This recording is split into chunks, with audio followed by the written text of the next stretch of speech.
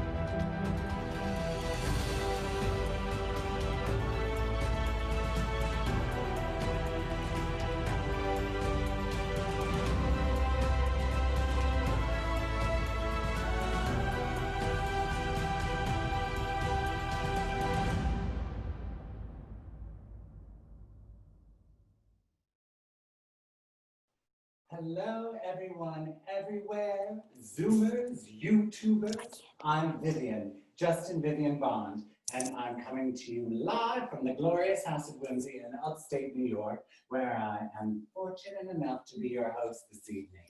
Tonight, Mad ushers in a new way of celebrating for the art world. In the true spirit of a maker's museum, Mad has combined two mediums, virtual life and real life, to create one monumental work, Madball 2020, a dinner party celebrating Judy Chicago. There will be live moments like this one, pre-recorded parts, and even interactive segments so everyone zooming in from everywhere can participate. Tonight has it all.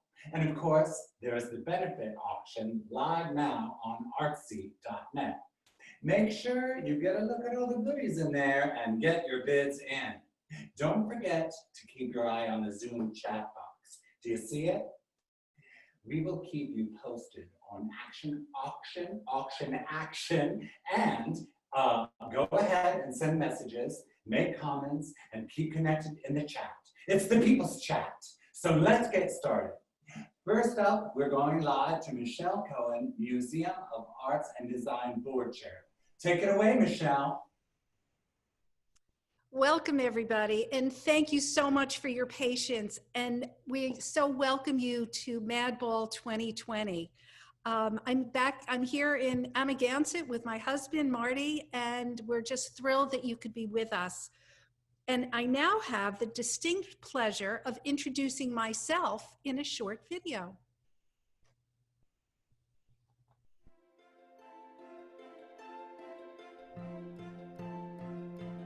Months ago, when the team at MAD proposed the idea of a virtual Madball combined with small in-person parties, I have to admit I had some reservations.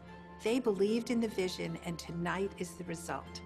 Thanks to their ingenuity and to your willingness to try something new, we are gathered and connected safely to celebrate the incomparable Judy Chicago and to raise critical funds for the museum.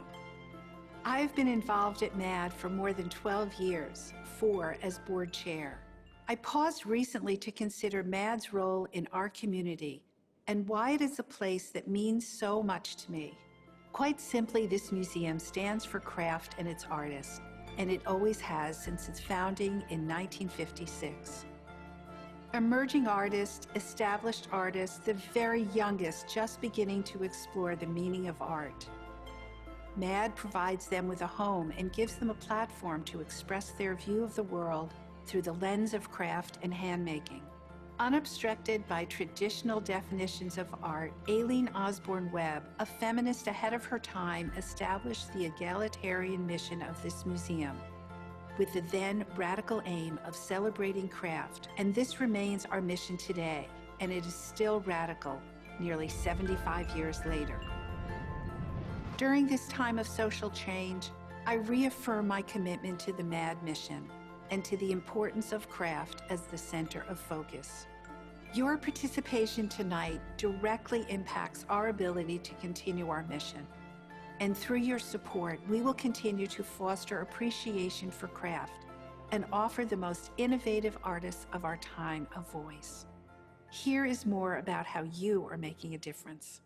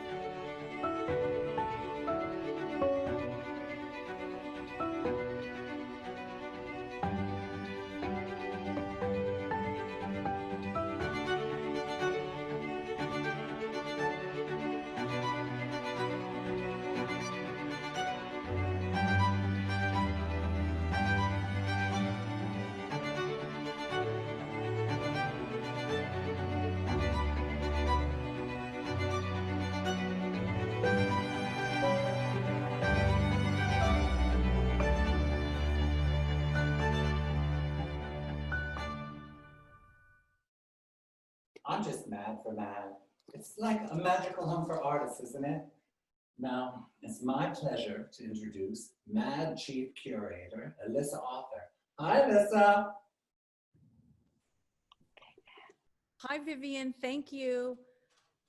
Hi, everyone. I hope you're enjoying this as much as I am wherever you are in the world. I'm with my colleague, Mad Curator Angelique Vizcarrondo-Laboy, who's joining us from Los Angeles. Hi, Angelique. Oh, wow. Your look is amazing. Thank you. Fantastic. You're obviously inspired by our guest of honor this evening. You know I love a good theme. Awesome. I'm so happy to be able to join you and all our guests tonight to celebrate another year of the Museum of Arts and Design, MAD, and of course to honor Judy Chicago.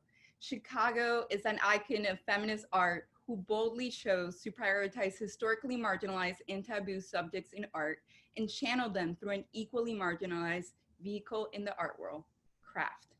Her groundbreaking dinner party was not only sensational when it debuted, but is a radical project that for generations has taught us to see the infinite potential of those things most familiar to us.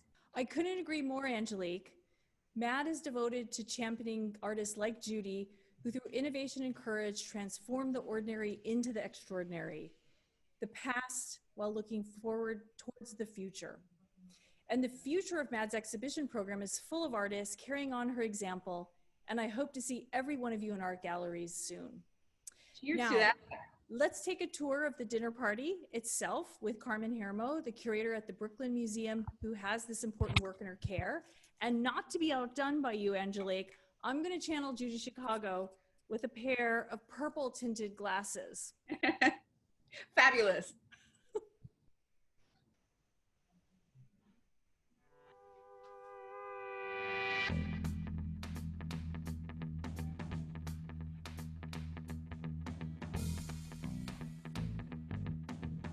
The Brooklyn Museum is the oh-so-lucky steward of one of the world's most important artworks, Judy Chicago's iconic tour de force, The Dinner Party. I'm so very honored to be able to give you this whirlwind introduction. I'm standing at its starting point, where the primordial goddess begins a thrilling revision of Western history, told through the lives and achievements of 39 women. Each is honored by a hand-formed and china-painted plate, a richly detailed and historically resonant textile runner, and ceramic chalices and cutlery to set off this historical banquet.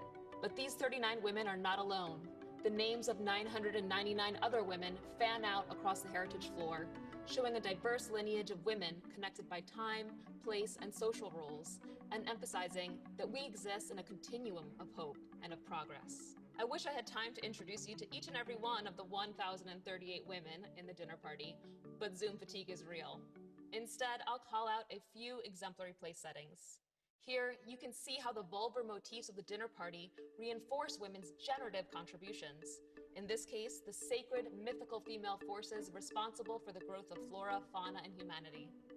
As the needlework on each piece is historically accurate to the woman being honored, I love to note that the dinner party studio workers actually skinned a deer and tanned its hide. Talk about attention to detail.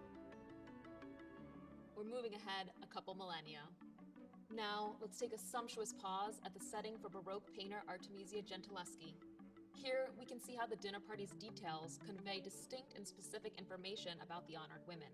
Check out the illuminated letter, which keys you in to not just Artemisia's talents as an artist, but even her preferred color palette. Judy drew on medieval art's clarity of form, which educated illiterate believers about the Bible. The dinner party helps inform viewers who may not know women's historical contributions. So in the 70s especially, that was basically everyone. And I've seen it in the original visitor comment books. Time and time again, you read, "I did not know women contributed to history." Thankfully, and in many ways thanks to the dinner party, women's historical contributions are irrefutable facts.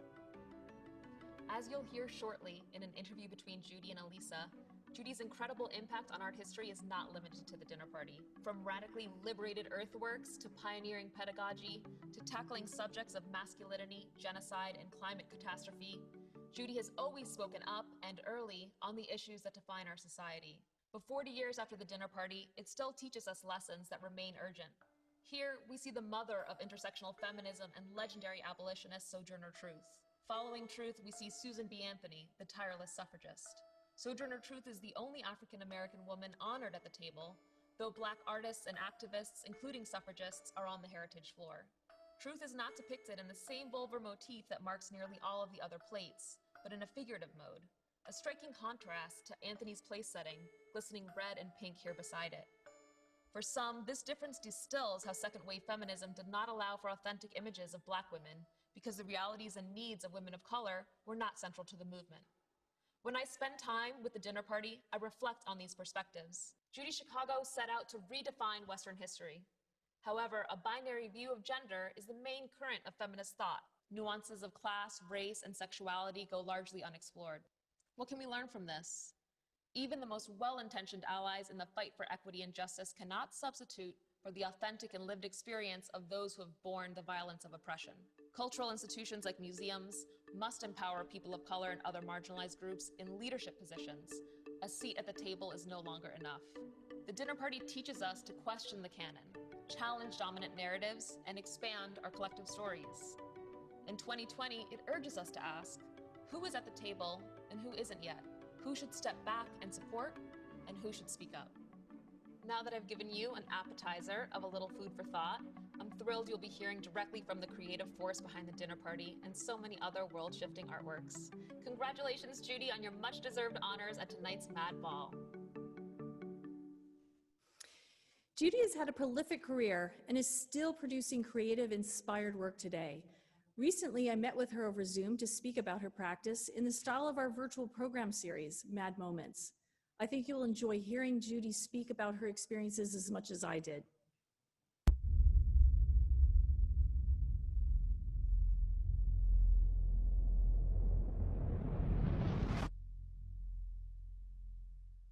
Hi, Judy. It's great to be with you this evening.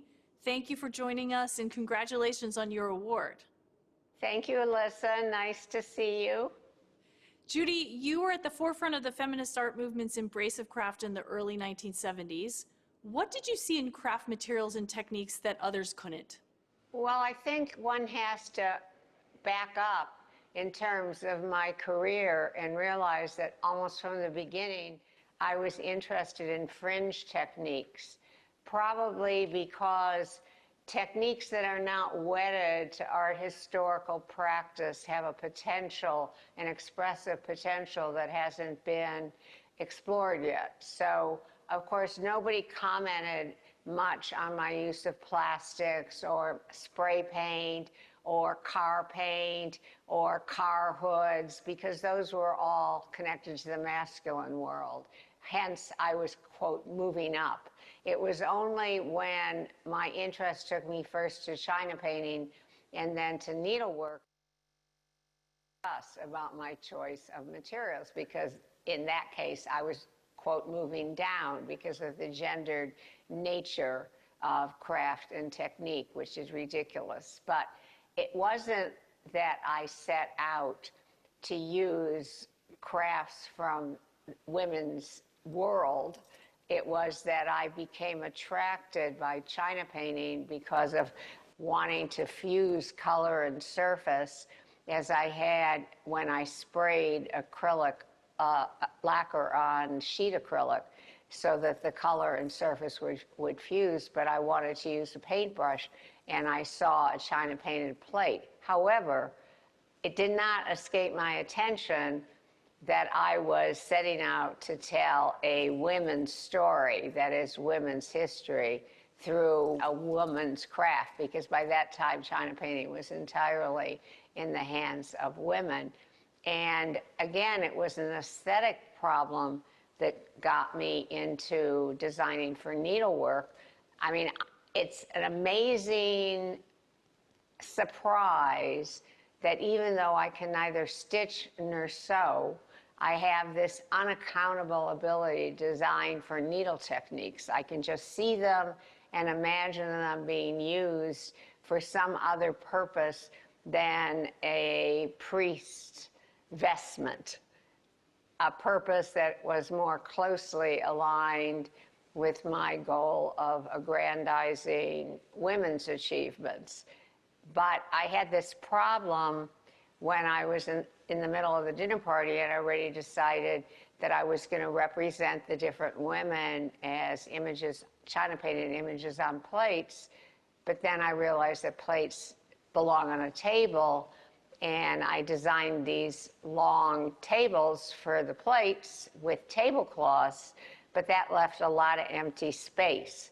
So the head of needlework, Susan Hill, she was the head of needlework because she knew more than I did about needlework. Anyway, she took me to a class, an ecclesiastical embroidery class, where I had an epiphany. Again, an unbelievably unexplored craft in the art world. And of course, what I learned was that thread could be like a brushstroke. Well, speaking of some of those techniques you started out with, our backdrop this evening includes images from works that predate your turn to craft when you were experimenting with the dazzling effects of pyrotechnics. Maybe you'd like to tell us a little bit about that work and its connection to your budding feminist practice at the time, or how it evolved into that. In the late 60s, I was experimenting a lot with color, and I was making these big paintings and also these blown domes. I organized this event called the Raymond Rose Ritual Environment. I had a studio in Pasadena that fronted on Colorado Boulevard where the Rose Parade went by, and I thought it would be interesting, since people lined up starting the night before to see the floats and to engage the different artists in a street performance. We took over the whole street, blocked it off, and projected images and films on the buildings and did performances. And I fogged the street with small fog machines, and I built a huge color wheel that I put on a Klieg light, and the color wheel was turning, and the fog was rising, and there was color in the air, and it was like the color inside my domes or inside my paintings, but it was free. I looked up in the air and I saw this color, and I thought, I'm going to do firework.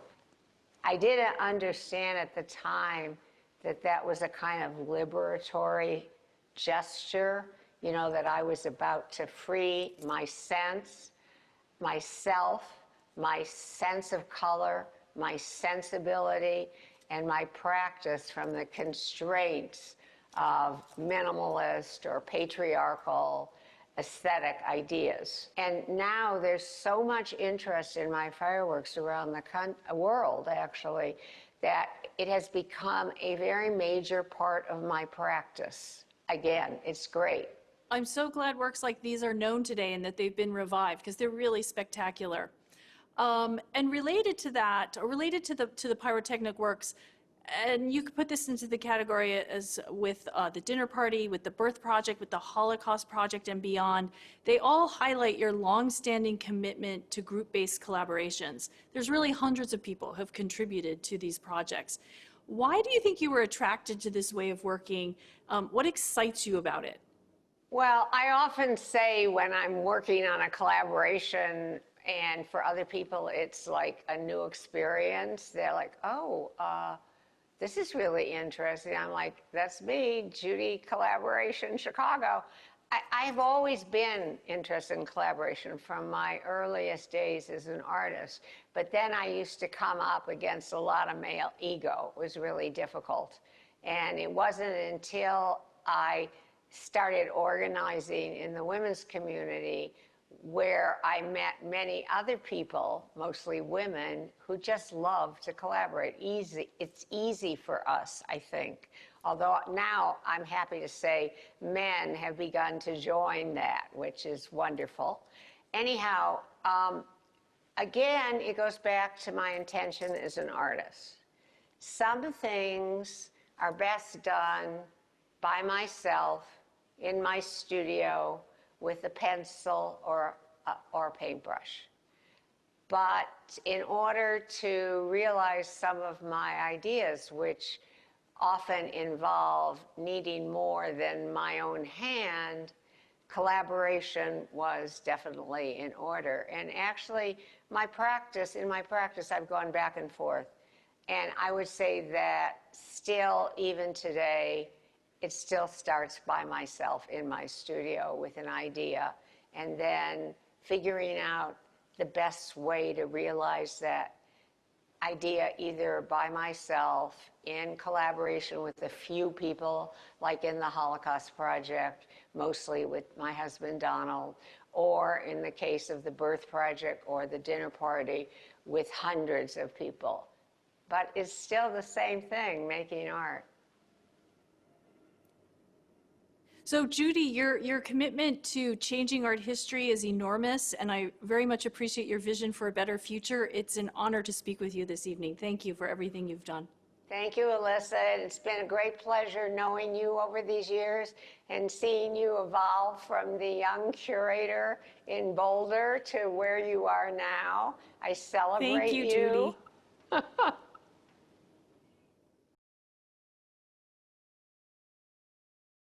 Talk all night. Fireworks, China, car hoods. Is there anything you can't do, Judy Chicago? We'll hear more from Judy in a little while when she accepts her award live. I can hardly wait. But don't forget, Madball is a benefit that raises money to support the most innovative artists of today, and we need your help to make this benefit a success. Have you stopped by the auction?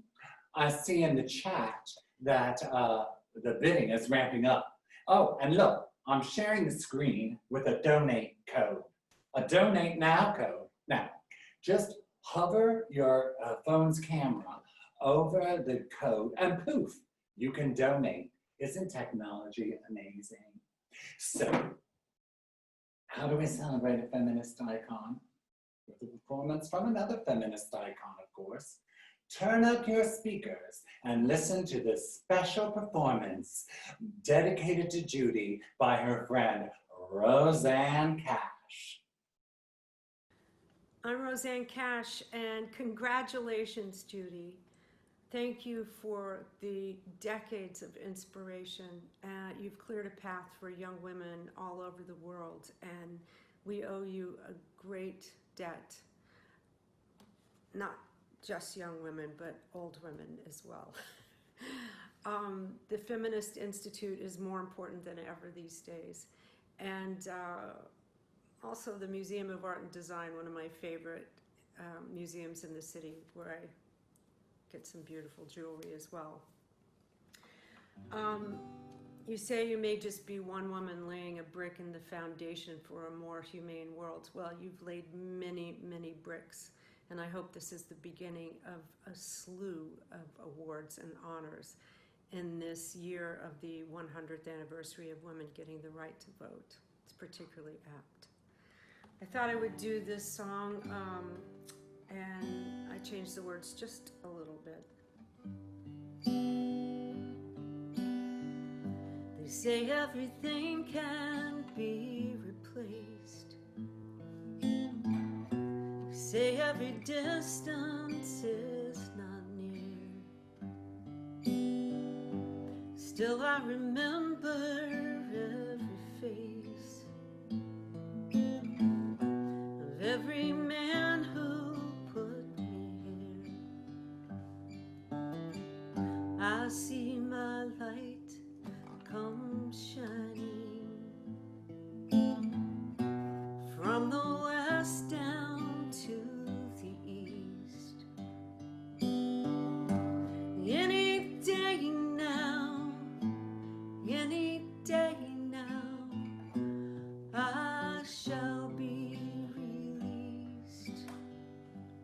You say everyone needs protection. They say everyone must fall. Yet I swear I see my reflection somewhere so high above this wall. I see my light come shining from the west down to the east. Any day now, any day now, I shall be released. Yonder stands a man in this lonely crowd, a man who swears he's not to blame. But all day long I hear him shouting so loud, crying out that he was framed. I see my light come shining from the west down to the east. Any day now, any day now, I shall be released. Any day now, any day now, I shall be released.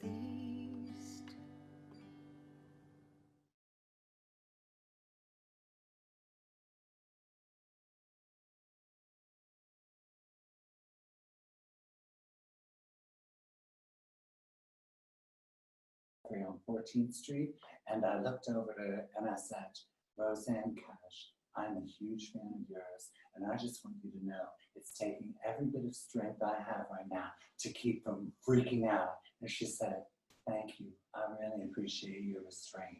But now I can say it. Wasn't that amazing? I love Roseanne. Goddess. Oh. Now, I'm going to pull myself back together and tell you about a party that's happening in downtown right now on Spring Street, a Spring Place, downtown at Spring Place. Come with me as we zoom over and see what's happening. Hi, Alexander. Who are you watching the show with tonight?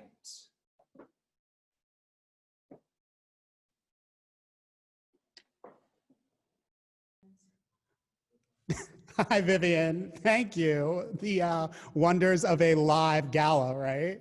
I'm here with my fellow co-chairs, Christina Senia and Timo Weiland. I'm so lucky. I have the best co-chairs in the world, and so many of our committee members and friends have joined us here tonight to support MAD. I am so honored to be a co-chair of the Luminaries and also a member of the Board of Trustees. The work that MAD does for young artists and emerging artists and living artists and craft is amazing, and that is really why I got involved. There's so many amazing auction items tonight. The one that I'm bidding on and is a personal friend of mine, thank you, Ryan Wilson. I'm actually wearing him tonight.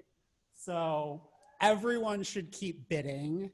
Everyone should support MAD, and now is a time more than ever to truly support the arts. So I'm going to pass it over to April Tonin and Mia Ross. Sorry, Mia. I'm just so excited, and I'll pass it over to you guys. Mia, April, take it away. Hi, Alexander. Thank you for the introduction, and it's totally okay. You got my name right. We're okay now. Yeah. Well, we're really excited to be here, and I'm here with Mia, and thank you all for joining us. Yeah, so true, April. It's been really great being here with everybody as well. Recently, April and I sat down, talk show style, kind of like this, to discuss my time in my residency at MAD. And now you guys can hear a little bit of it now. Yeah, you really should. You're the star of the show, and you should really have your own No. show. I can't do it without you, though, April. And we can talk for hours. But we're going to show you a video now. We hope you enjoy it, and it really just gives you a glimpse of our conversation. Enjoy, everyone.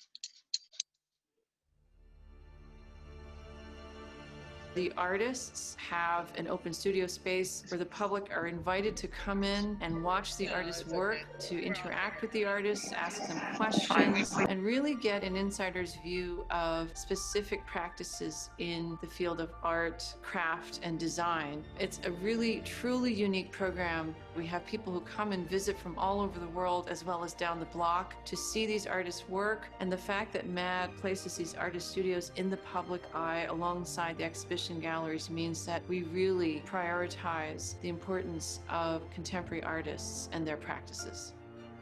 It is one of the best things about MAD and one of the many things that make us different from other museums.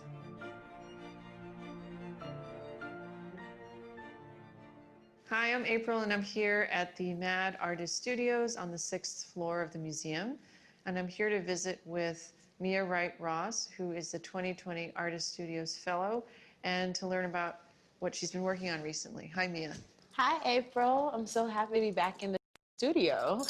I know it's been a really strange time, but I'm so excited to see your work and just curious what you've been working on. I've been working at my home studio, and I've still been in full swing with the Artist Fellowship and been working in the digital space. I'm kind of exploring new avenues, all in leathercraft though. The ways in which I've been working with handbags and footwear as well, but exploring it in more abstract ways, more so zooming in on myself as an artist and how I've been working for the past 10 years as a leather craftsperson. The more and more I explore, the more deeper it gets. I feel like those kinds of opportunities, just from a very simple live online event, probably would not have happened in any other forum. And it was just very serendipitous, and it was really wonderful to see that. Yeah, it's really interesting how the digital space has given another level of intimacy to how we interact with the artist studio space. That's one of the reasons I wanted to be a part of the Artist Fellowship, was being able to interact with the public in a real way, especially being able to communicate healing and the importance of a craft community. So it's really amazing how even in the digital space that translated, because I mean, we've never been in this predicament before, but having the fellowship, I wanted to make sure that I was able to communicate with young people, old people, non-binary people, whoever, that could really understand, like, healing through this entire process is pivotal. We can't really do it without each other, and that's the important part of community. It's been really great working with other artists who also understand that. Especially with MAD, like, there's always been this space where the process has been centered in craft. Yeah, I'm really excited too, because with all the online events, I just found out that, for example, because of all the artists that you know in the community and other professionals and friends, we've had folks not just from around New York, but 28 states and 17 countries around the world. I remember the last event we did, I think I remember meeting like 3 people from Colombia, and that was the first time, like, I was like, oh wow, like, people are traveling from other countries.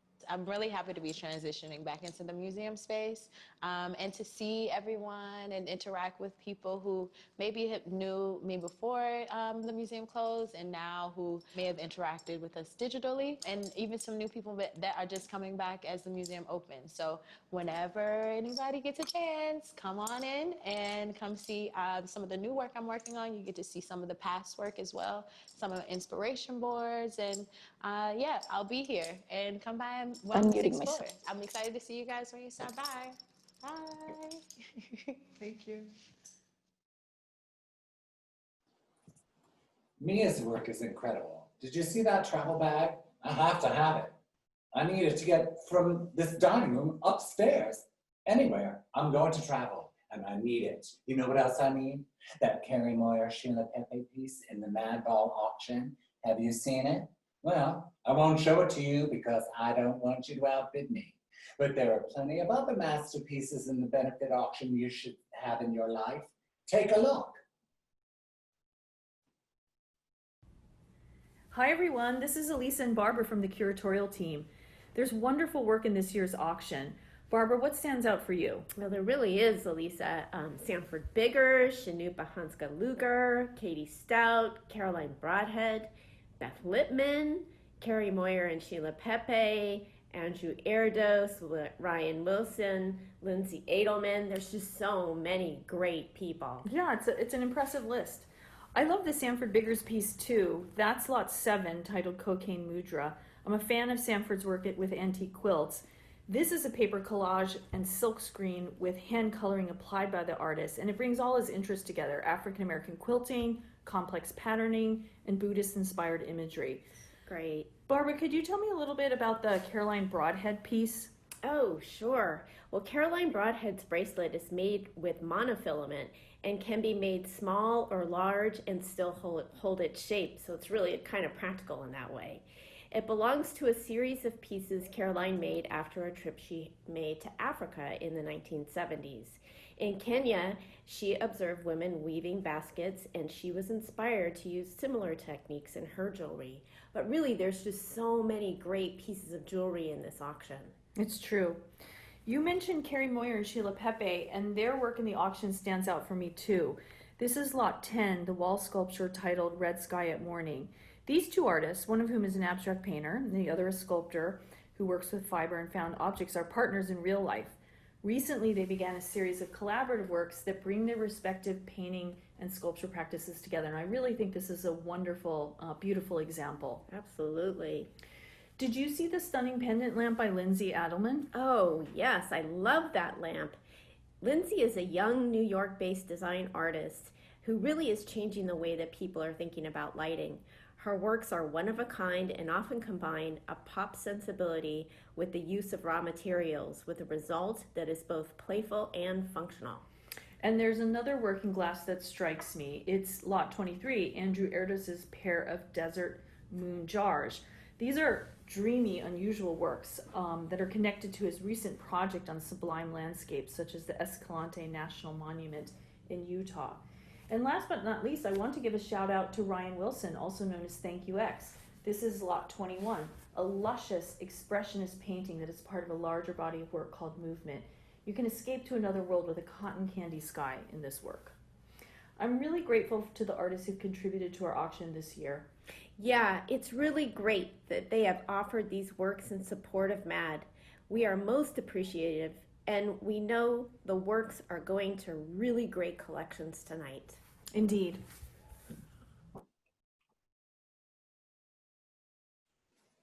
Mm. And who's the lucky person that's going to take home the Judy Chicago originals in the auction? I can't decide which one I like best. Speaking of the best, you all know the museum's reopened, right? Well, it has. So if you haven't been there, what are you waiting for? There's 45 stores in jewelry to explore, Beth Lippman's first solo show. All of that hand-blown glass is incredible. And the simply sublime Brian Clark stained glass show is too. Now, it's almost time for Judy. But first, a message from former Madball honoree Sybil Yerman.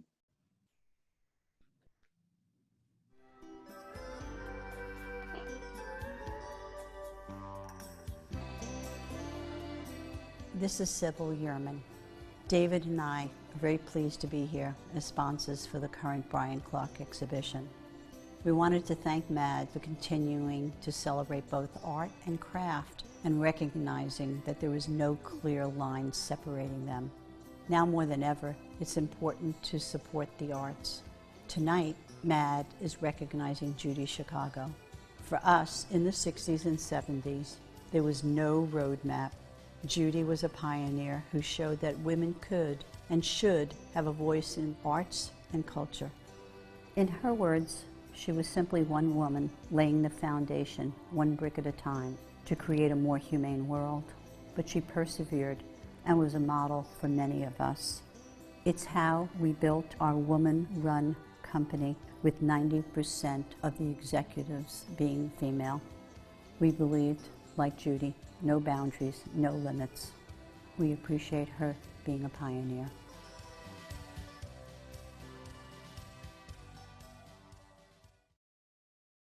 All right, are you ready for the main event? To present Judy's award, I'm delighted to introduce to you the contemporary artist who works with printmaking, sculpture, and stop motion animation to create immersive installations, community-based women street artists to gain international recognition. Co-founder of Swoon, of projects and public artworks, she is best known as one of the first music box village and experimental, I'm having trouble reading this now. She is best known as one of the first music box village, an experimental, fully playable musical environment now permanently located in New Orleans' Upper Ninth Ward. She's an inspiration to us all. Everyone, swoon! Hello! Hi. So I come to be here tonight because over the last year, I've had the incredible honor of being asked by Judy to collaborate with her on her initiative, Create Art for Earth. And so that's how I come to be here, tuning in from my studio at the Mad Gala to say a few words about Judy Chicago. Really though, I'm here as one of Judy's daughters because I am a woman who came into my own as an artist in a world where Judy Chicago already existed.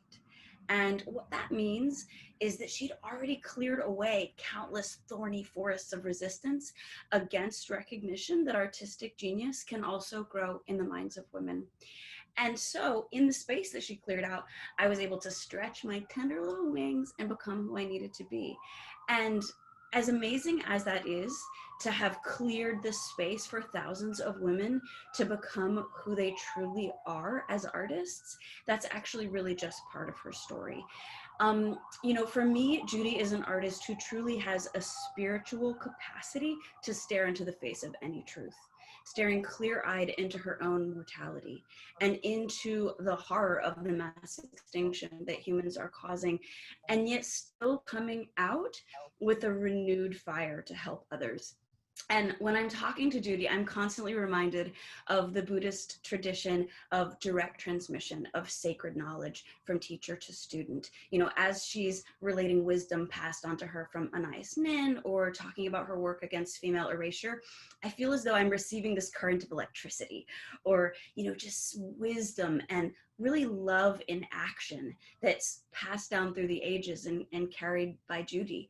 And it's almost as though what would happen, how a current of electricity would travel through us if we were to all join hands tonight and make a daisy chain. And so even though we can't all join hands right now and make that daisy chain, I would like to ask for each of us here tonight to just pause for a second and to feel the wisdom that Judy has won over her lifetime, and to feel the energy that comes with being in her presence, whereby we become more able to witness the truths of our world and to respond to them with love in action. We love you, Judy. Thank you. And to present the award, Tanya Turner Carroll.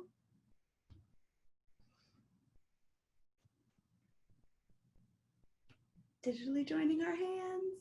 Mute. You have to unmute. Okay. Oh my God. A crown. Would you like to wear it? Oh my God. Shall we? Yes, of course. Okay. Oh my God.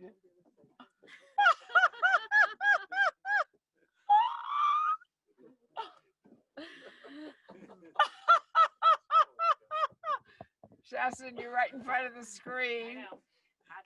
Can you hear me? No. Can you see me? And we can hear you. Okay, this is what I have to say. I don't exactly know how to feel about being crowned.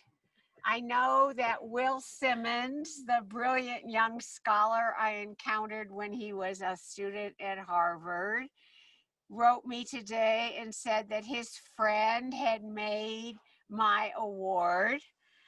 I have gotten a number of awards, and I have to say this tops them all. I also have to say that by and large, awards, as much as I am pleased by Mad's desire to honor me, awards don't mean that much to me.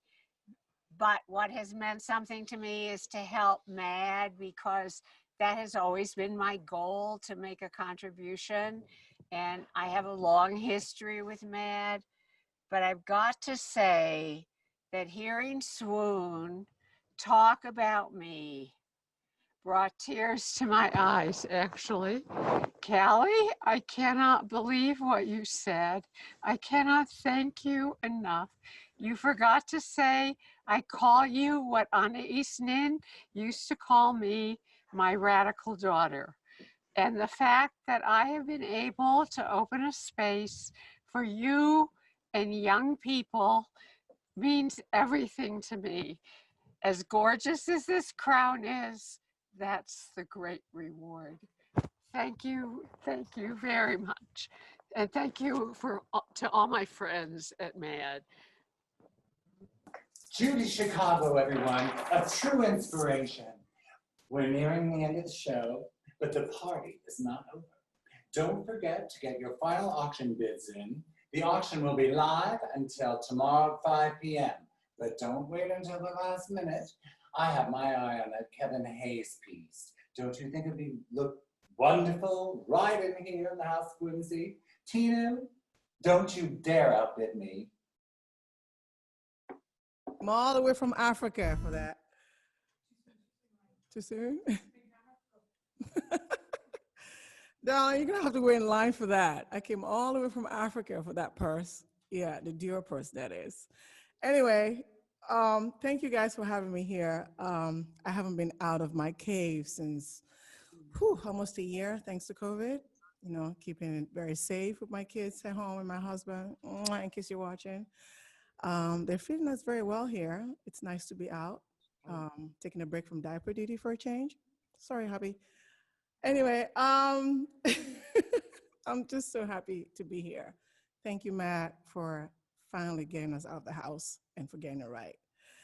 So without further ado, I would like to introduce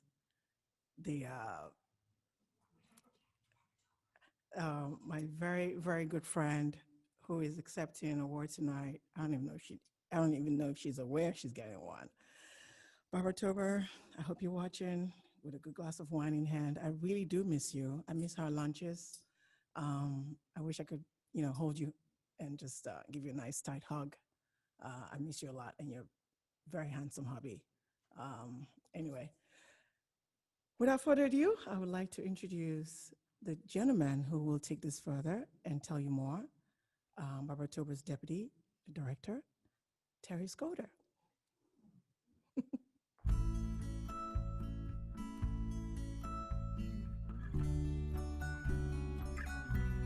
Good evening, everyone, and thank you for being part of Madball 2020. It's because of your generosity that we look ahead to 2021 and know that the museum will remain open and stand as a beacon for makers everywhere. I congratulate the MAD team on tonight's show. Their creativity and ingenuity in developing this new, immersive platform is unparalleled. Well done to all of you. Also, thanks to tonight's sponsors for their partnership: the Feminist Institute and T. Edward Wines and Spirits. Thank you to our trustees for their steadfast support and all they do to ensure we continue offering exhibitions and programs that shine a light on the very best artists working in craft today. And special thanks to our board chair, Michelle Cohen. The bright future of MAD is a testament to how much she cares about this institution. Her leadership during these many months of change has been second to none. We are lucky here at MAD. This museum is steeped in a tradition of innovative leaders, trailblazers, and forces of nature. Tonight, it is my pleasure to introduce the MAD Champions Award, recognizing those who have built this tradition, people who have made significant contributions to MAD and the world of contemporary art and design. Please join me in raising a glass to this year's MAD Champions.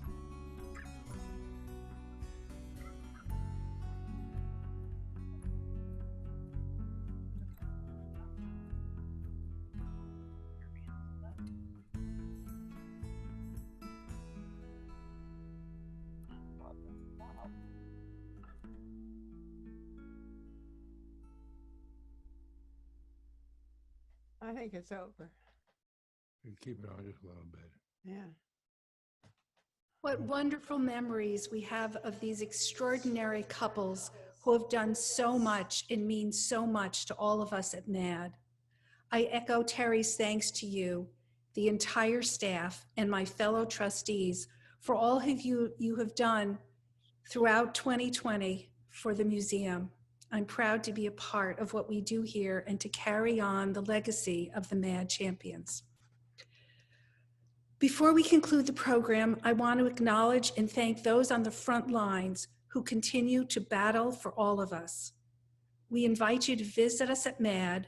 Our doors are open to you for free and with gratitude. Finally, let's pause a moment in remembrance of a special person we lost this year. As we recognize our MAD champions, no list of heroes would be complete without the name of Nanette Laitman. We lost our beloved Nan at the beginning of 2020. Her contributions to craft, to MAD, and to me personally are countless. Nan will always be the bar by which we measure kindness, generosity, and determination. She cannot be replaced, and she is very sorely missed. It is my honor to present the MAD Champions Award to Nan Laitman in memoriam. Accepting on her behalf is her granddaughter and fellow board member, Abby Elitz. We look forward to welcoming the next generation of MAD's family.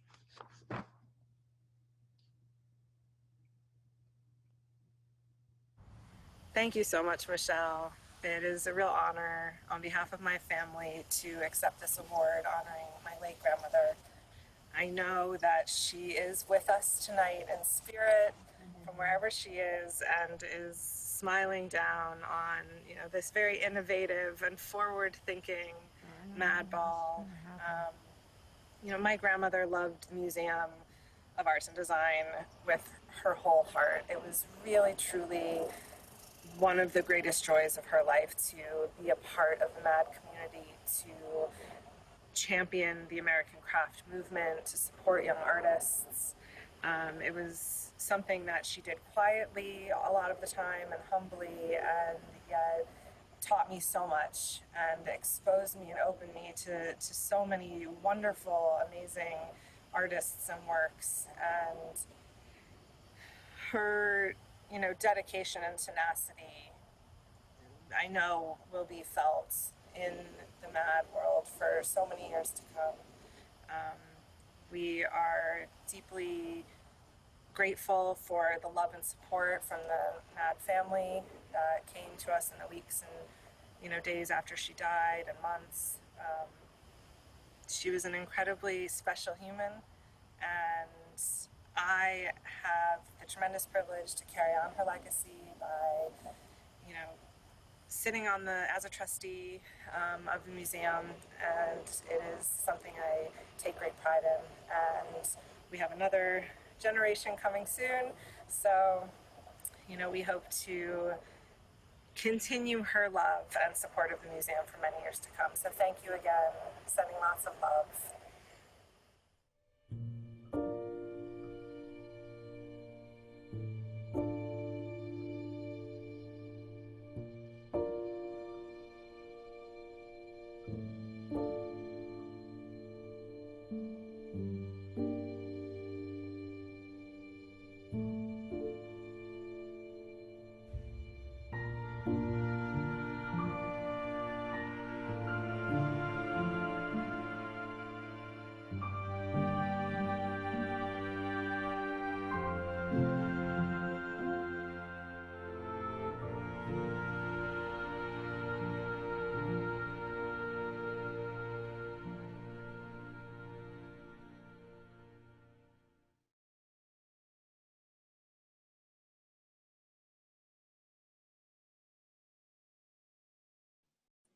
That's it, everyone. Madball 2020 is a wrap. The auction, however, is open until 5 p.m. tomorrow, so get those last-minute bids in there quick. Now, before we go, let's take a look at all of our friends gathered safely around the country. Good night, Santa Fe. Good night, Florida. Good night, New Zealand. Good night, New York City. Good night, Moon. Good night, stars. Wherever you are in the world, thanks for being part of the show. Good night. Good night. Good night.